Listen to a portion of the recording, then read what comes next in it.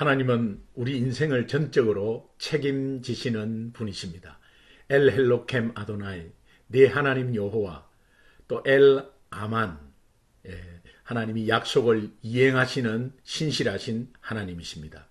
오늘도 그 하나님께 온전히 맡기는 귀한 하루 되기를 주님의 이름으로 축원합니다. 기도하겠습니다. 하나님 아버지 감사합니다. 오늘도 선물로 주신 이 하루를 하나님께 온전히 맡기는 귀한 날 되게 하여 주옵소서. 오늘도 말씀하여 주옵소서. 듣겠습니다. 순종하겠습니다.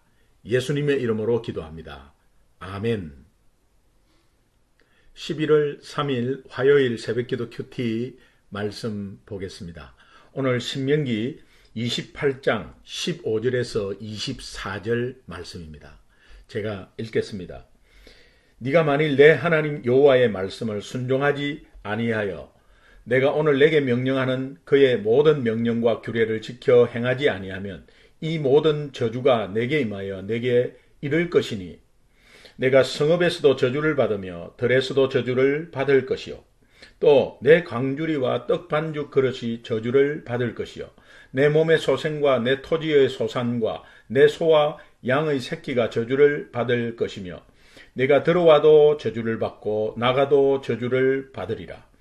네가 악을 행하여 그를 잊음으로 네 손으로 하는 모든 일에 여호와께서 저주와 혼란과 책망을 내리사 망하며 속히 파멸하게 하실 것이며 여호와께서 내 몸에 연병이 들게 하사 내가 들어가 차지할 땅에서 마침내 너를 멸하실 것이며 여호와께서 폐병과 열병과 염증과 학질과 한재와 풍재와 섞는 재앙으로 너를 치시리니 이 재앙들이 너를 따라서 너를 진멸하게 할 것이라. 내 머리 위에 하늘은 노시 되고 내 아래의 땅은 철이 될 것이며 여호와께서 비 대신에 티끌과 모래를 네 땅에 내리시리니 그것들이 하늘에서 내 위에 내려 마침내 너를 멸하리라. 아멘. 앞에 신명기 28장 1절에서 14절은 순종에 따른 축복이 얼마나 큰지 그 순종을 굉장히 강조하고 있습니다. 근데 오늘 본문 말씀은 불순종한 자에게 임하는 하나님의 저주에 대해서 말하고 있는데 이것이 어떤 면에서 겁주는 것이 아니라 또 위협하는 것이 아니라 순종을 강조하기 위한 또 하나님의 말씀입니다. 그러니까 전적으로 신명기 28장은 우리에게 꼭 하나님 말씀에 순종하라는 것입니다. 여러분 진짜 하나님을 믿는 사람은 하나님 말씀을 그냥 자연스럽게 순종하게 되는 것이죠. 그 순종을 막 노력해서 하는 것이 아닙니다. 정말 하나님이 내 구원자고 그분이 나의 주인이시라면 당연히 그분의 말을 쫓아가고 또 그분의 말에 순종하게 되어 있습니다. 예수 그리스도가 나의 진정한 구주라면 또 그분이 나의 삶을 주관하는 주인이라면 당연히 우리는 주인의 말씀에 따라가게 되어 있고 또 그것이 가장 안전하고 편할 것입니다. 그래서 하나님께서 오늘 순종에 대한 축복을 어제 말씀하셨고 불순종에 대한 저주를 말씀하시는데 결국은 순종을 강조하는 것입니다. 우리가 이 순종하는 것에 대해서 하나님 말씀에 순종하면 때와 장소를 가리지 않고 축복을 주십니다. 왜? 하나님은 무소부재하시니까요. 그래서 영육 간에 영적 전쟁에서도 승리할 수 있고 또 수확의 기쁨이 있다고 약속하십니다. 그래서 그것을 거슬러 올라가면 여러분 가나안 땅도 순종으로 얻어진 땅이죠. 여러분 지금 가나안 땅이 여러분 앞에 어떤 것입니까? 여러분 기도 제목이 될 수 있고 또 불신자를 향한 영혼 구원의 기도가 될 수도 있습니다. 그러나 그 가나안을 내 노력으로 내 힘으로 얻는 것이 아니고 하나님의 은혜로 얻는 것인데 우리는 단지 순종함으로 얻어지게 되는 땅입니다. 그래서 신앙생활은 순종입니다. 그냥 이 순종이 믿음을 세우는 거예요. 예. 그래서 특별히 우리가 말씀에 순종하는 것이 하나님의 자녀의 특권이면서 이기도 하지만 굉장히 자연스럽게 이루어지는 일들입니다. 거슬러 올라가면은 가나안 땅에서의 그 순종이 결국은 광야 40년의 순종이 있었습니다. 그리고 광야 40년에 여러분 불순종 엄청나게 많았죠. 그러나 모세의 순종이 그 가나안 40년을 이기게 했습니다. 그리고 거슬러 올라가면 홍해 앞에서의 순종이 있었습니다. 그건 모세의 순종입니다. 그리고 그 거슬러 올라가면 애굽 해방에서의 그 모세의 순종으로 인한 축복이 있었습니다. 그리고 거슬러 올라가면은 하나님이 모세를 만날 때 떨기나무 불꽃 가운데서 모세야 모세야 하면서 애굽으로 보낼 때에 그때 모세의 순종이 있었습니다. 결국은 하나님께서 이 모세의 순종을 우리에게 모델로 보여주십니다. 그 작은 스타트의 순종 하나가 결국은 이스라엘 민족을 해방시키고 가나안 땅을 정복케 하는 도구로 사용되어지는 것입니다. 오늘 여러분 조그마한 순종 시작이 앞으로 하나님 나라 확장에 얼마나 여러분들을 사용하실지를 기대하시고 순종하는 여러분 되시기를 간절히 축원합니다. 오늘 이 본문 말씀을 읽으면서 행위 구원으로 착각하지 않기를 바랍니다. 이걸 읽으면 이거 그러면 막 순종을 해야 구원받는 것인가 이렇게 생각할 수 있습니다. 그러나 구원은 오직 예수 믿음으로 받습니다. 그러나 예수 믿고 구원받은 자는 하나님의 말씀에 당연히 순종하게 되어 있습니다. 그래서 이 불순종하는 이런 역사가 계속되면 결국은 믿음 자체를 잃어버린다는 거예요. 그래서 불순종하게 되는 내 모습을 보면서 다시 한번 하나님 자녀의 정체성을 바라보고 또 예수로 인해서 오직 예수 믿음으로 구원받은 것을 내가 다시 한번 더 확인하면 되는 것입니다. 그리고 그렇지 못하면 회개하고 또 말씀에 순종하면 되는 것입니다. 그래서 하나님께서 이 말씀에 순종하는 것은 구원받은 백성으로서 하나님의 자녀로서는 당연한 것이다. 그러나 이 순종함으로 인해서 오는 축복은 엄청난 것이다. 이렇게 말씀하고 있는 것입니다. 15절 한번 보겠습니다. 내가 만일 내 하나님 여호와의 말씀을 순종하지 아니하여 내 하나님 여호와 엘 헬로켐 아도나이 너를 끝까지 책임지시는 하나님 그 말씀을 순종하지 아니하여 내가 오늘 내게 명령하는 그의 모든 명령과 규례를 지켜 행하지 아니하면 이 모든 저주가 내게 임하여 내게 이를 것이니. 여러분 복과 저주는 하나님을 대하는 자세에 의해서 결정이 이미 되어버립니다. 내 마음이 하나님을 대하는 내 마음의 자세에서 벌써 딱 결정되어 버립니다. 여러분 우리가 제가 말씀드렸듯이 미국에 살고 있는 우리는 미국에 살면서 내가 미국의 법을 따라야지 하는 이 마음 자세가 벌써 미국에 사는 것이 편하게 됩니다. 근데 미국 법을 내가 따르지 않겠다는 그 마음을 가지면 굉장히 괴로운 삶을 살게 되죠. 그러나 미국 법이 어떤 법인지 디테일하게는 다 알 수 없습니다. 그러나 중요한 것은 내가 미국 법을 따라야지, 내 미국 시민으로서 미국 법을 따라야지 라는 이 마음 자세가 중요하듯이 하나님의 자녀는 하나님의 말씀과 규례를 따라야지 하는 그 마음 자세부터 복과 저주는 결정이 됐다. 그렇게 말씀하고 있습니다. 또 복과 저주는 하나님의 전적인 주권에 달려 있습니다. 그래서 하나님의 말씀의 권위가 얼마나 중요한지를 다시 한 번 더 강조하고 있는 내용입니다. 그래서 우리가 믿음이라는 것이 하나님의 말씀을 듣는 것에서 끝나지 않습니다. 듣고 읽고 그 말씀에 순종하는 것입니다. 이 순종하는 것까지가 믿음입니다. 그래서 예수 믿는 자는 말씀의 은혜를 받고 그 은혜의 결단으로 내가 실천하고 순종하는 것까지가 우리가 예수 믿는 삶이 되는 것입니다. 이런 것들을 보면서 우리가 다시 한번 신앙을 돌아볼 수 있겠습니다. 그리고 16절부터 19절은 이제 불순종했을 때 저주의 영역들을 쭉 설명하고 있습니다. 그 설명하고 있는데 정말 삶의 전체 부분을 지금 설명하고 있습니다. 성읍에서도 네 광주리와 떡반주 그릇 우리의 삶의 모든 영역들이죠. 먹고 사는 문제들부터 시작해서 내 몸의 소생과 또 내 토지의 소생과 내 소와 양의 새끼가 저주를 받는다. 이거는 대가 끊어지는 저주입니다. 대가 끊어지는 저주.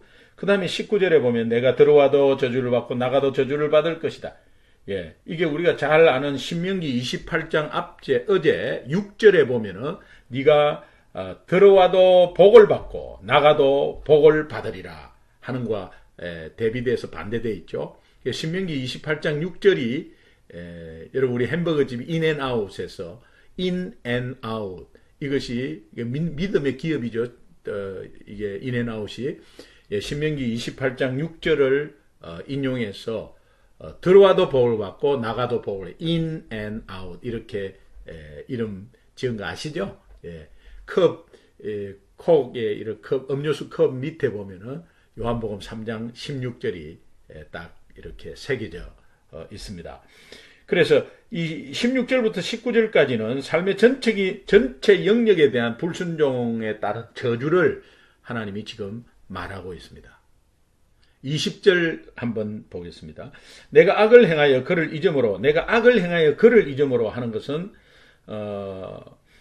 하나님을 버렸다 이런 해석이 원문에 되어 있습니다. 그래서 내가 나를 버렸다 이런 해석으로 원문에는 그렇게 되어 있습니다. 이것은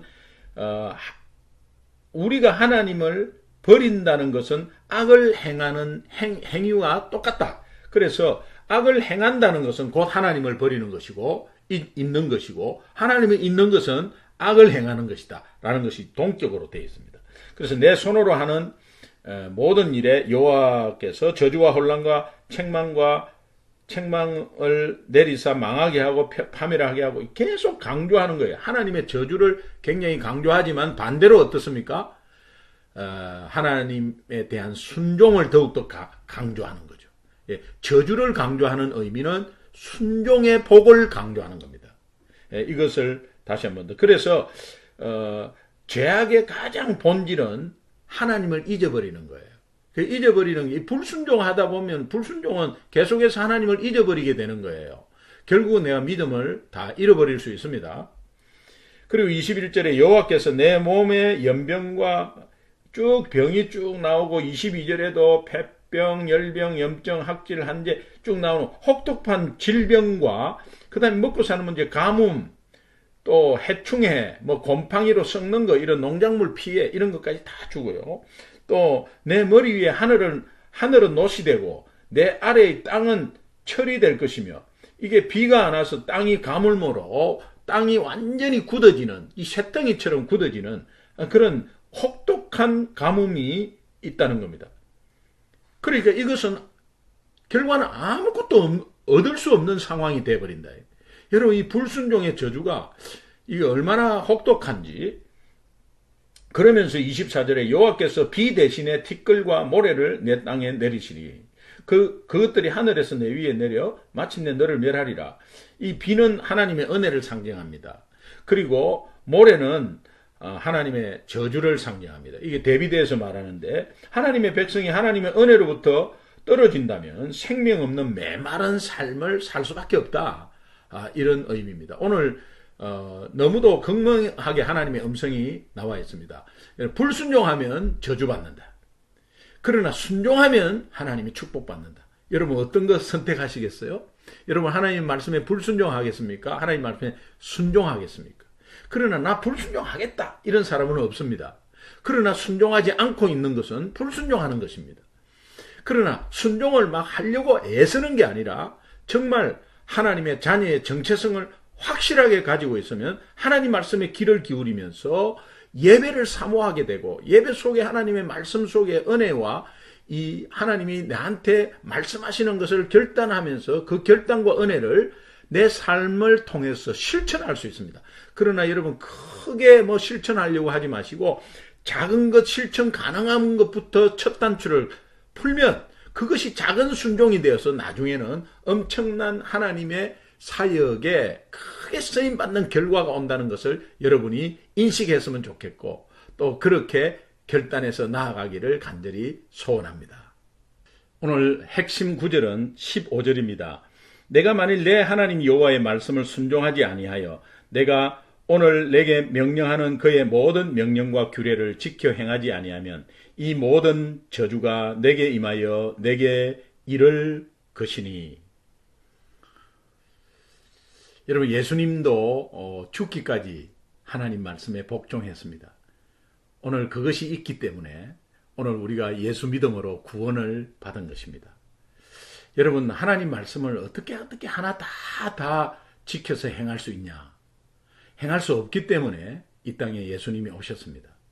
그리고 그 예수님을 바라보면 그것이 하나님 말씀을 다 지키겠다는 마음 자세이기 때문에 하나님께서 그것을 받으십니다.